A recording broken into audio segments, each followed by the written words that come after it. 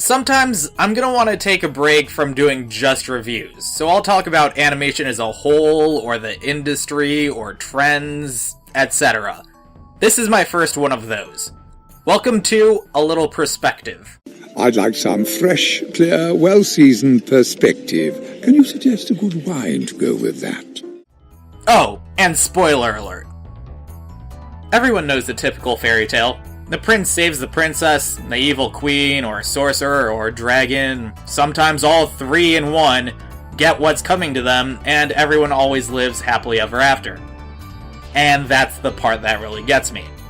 Everyone always needs to live, and they need to live happily. In animation, it seems like this is not just in fairy tales, but a requirement across the board. As far as Disney goes, we've got one film that's solidly in the sad category, and some that might be able to be argued.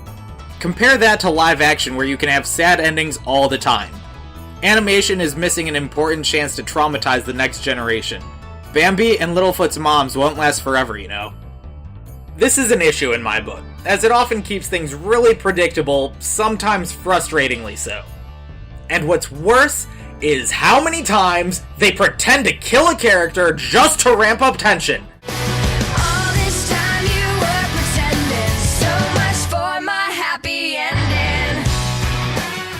And a special shout out to the times when they tell us a character will die at the very beginning.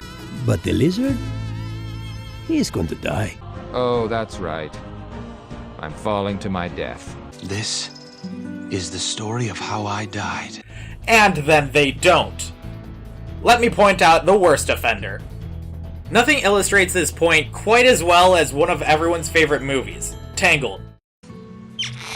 Alright, now, do not get me wrong, this is a good movie. Nearly perfect, in fact. Looking back on it, there's one significant problem. Given that Mother Gothel has been following this whole story and raised Rapunzel, she should know all about Rapunzel's abilities, yeah? As the audience, we should arguably know even more, right? So then how does Eugene get out of this tower alive? Eugene gets stabbed. No narrative issues there. Mother Gothel has the jump on him. He's emotionally distressed. All that jazz. From here, we've got a few options to keep the plot fully intact. Option number 1. Rapunzel heals Eugene. Eugene lives. Gothel lives. Eugene hates himself forever, Gothel wins, and Rapunzel suffers. Option number 2. Eugene cuts Rapunzel's hair. Eugene dies. Gothel dies. Rapunzel lives free and likely hates herself forever. Option number 3. The audience needs to have some kind of foreshadowing. There needs to be some way to let the audience in on this special exception to the cut hair rule. Unlike so many other Disney princess movies, Tangled has no kind of prophecy, so this is pretty much true love's first Deus Ex Machina. This can be worked around very easily, with a scene somewhere earlier between Rapunzel and Eugene. Somewhere where the hair isn't an option and some true love plot device is then shown. No, the writers do not get to have the audience gasp at the shock value of the good guy surviving. But in all honesty, their writing really was not good enough to deserve that anyways. There are certainly ways to work around this. The writers just need to work well enough to justify it. And in Tangled, they have not.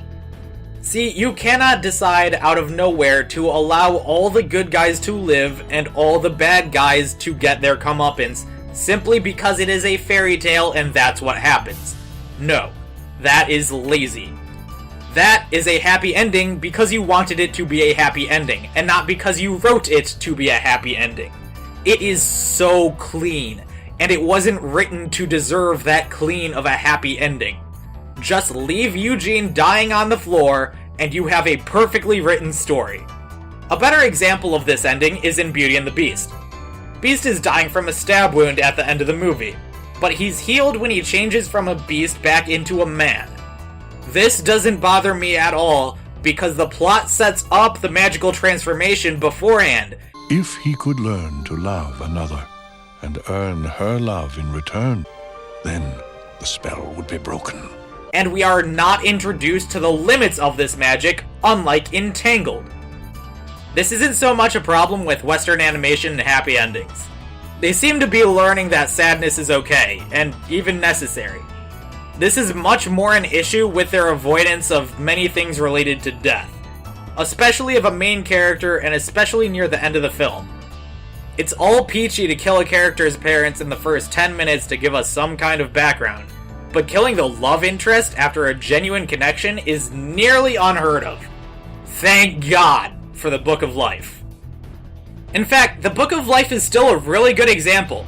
Even in a story that revolves around Mexican ideas of the afterlife, it goes out of its way to avoid saying the word death. Welcome to the land of the remember, aflame with life. The other, kaput. She's gone. Even in a story focused almost entirely on the concept of death, the actual word is still avoided at all costs. Hi, kids today, with their long hair and their no-killing stuff.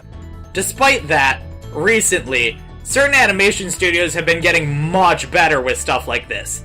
Specifically anything from Laika or Tim Burton. Sometimes both. Still, it would be nice to get some more of it that was from an actually decent-sized studio. Or at least something that wasn't stop motion, which seems to be the style that's reserved for British comedy and dead things.